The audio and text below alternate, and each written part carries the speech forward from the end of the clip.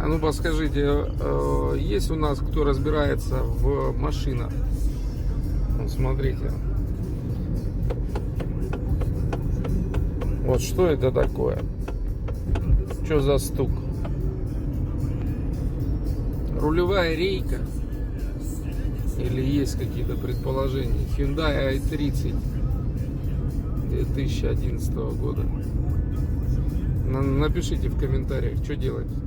На станцию ехать.